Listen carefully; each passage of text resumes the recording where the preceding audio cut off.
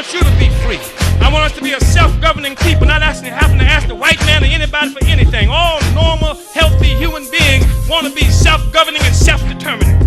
I want to have a black power. I want to have a black government. When I say black power, I'm talking about black freedom. I'm talking about big lip freedom. I'm talking about broad nose freedom. I'm talking about nappy hair freedom. I'm talking about boombox on your shoulder freedom. I'm talking about black freedom, freedom on our own terms. So it's almost like we need multiple leaders because there's so many different facets. We need what needs to happen, because we still do need people who's kind of developing political ideology for this nation that's being created. Yeah. We still need people that's kind of, figuring out, spiritual beliefs or culture or whatever it is. So it's like, is it the fact that we don't have leaders, or we just haven't coalesced leaders that do exist in these organizations?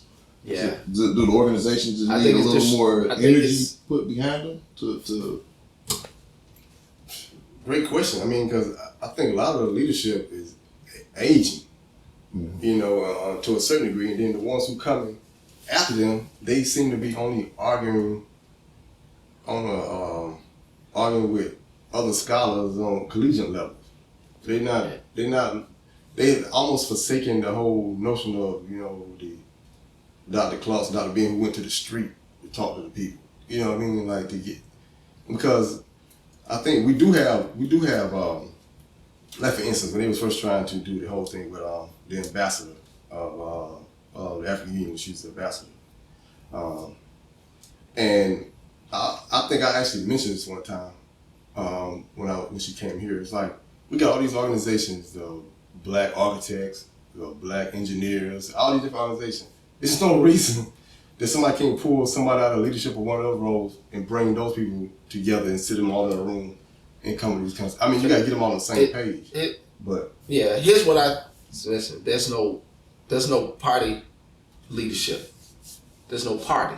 Right. So we looking at the cart horse analogy, right? What's the horse? Is the horse political power, right? If that's the case, then where's that political party?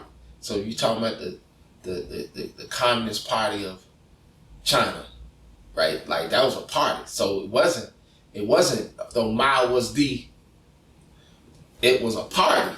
So within that party, all those things you talking about that need to be addressed is being addressed, and people playing roles and positions to address those things.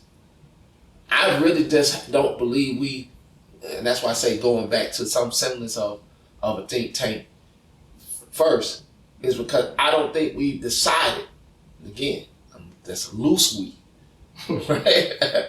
We decided what it is we want. There's been no agreement to even develop leadership around. So Garvey was clear. I think that's why he was effective, right? The timing, a lot of stuff go into why he was as effective as he was, right? But it was very, very clear. Whether you agree, disagree, he was very, very clear on what he felt we needed, and he used we loose because all Adams didn't need to go with us. So, and he was able to push that agenda. And he organized UNIA around that agenda. Let me ask you a question. Do you think it's possible? I mean, I understand the defense and all that, but you think there's any way we can create our own city on a coast in the United States? City. And I don't mean like it got to be some massive city. And just for black people? Yeah. No. I'm talking we all relocate this place. A place that is nothing there at this moment. No. And why? Because you would have to be able to justify in America, right? I know you go. Why white folks can't move in your city. And as soon as you try to find whatever language, you're under attack. And your capacity then. Now, what I see you just do is wherever black people already are.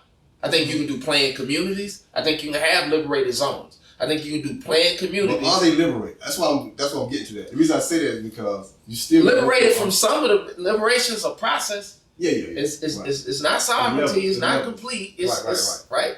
So if you look at liberated zone theory, at least the one that's modeled by the community builders movement in Atlanta, their language talks about operating within this liberated zone in the larger capitalist structure.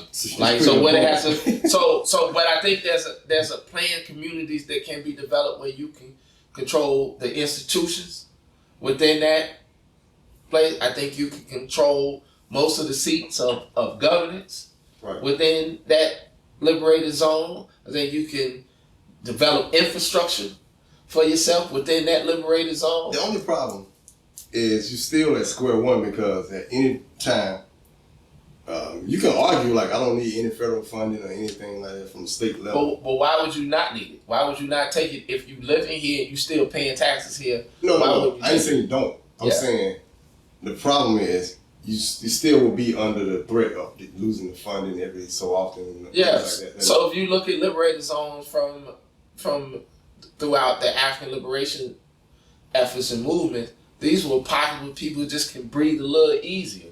Mm-hmm. These were places that we was absolved from domination. It was I'm here we can breathe a little bit. Quality of life is a little bit better for us while we still trying to adjust to figure out towards the ultimate. Okay, that's what I was getting to. That's what I was getting to. Are we trying to find a solution or just find a Band-Aid to get us a little bit further until we figure it out? I don't know if it's necessarily a Band-Aid, right? So, for example, would you consider your home a Band-Aid? My current home? Like your like where your family resides, do you consider that a Band-Aid? Yeah. Why do you consider that a Band-Aid? Because at any moment I'm under threat. I mean, there's nowhere I could run to for refuge because I'm outnumbered. I'm behind enemy lines. Yeah, but your home also offers you some semblance of refuge. Yeah, it does give me some. But ultimately, I know though I'm still under threat. And if you under threat, probably one of the first places you go run is home.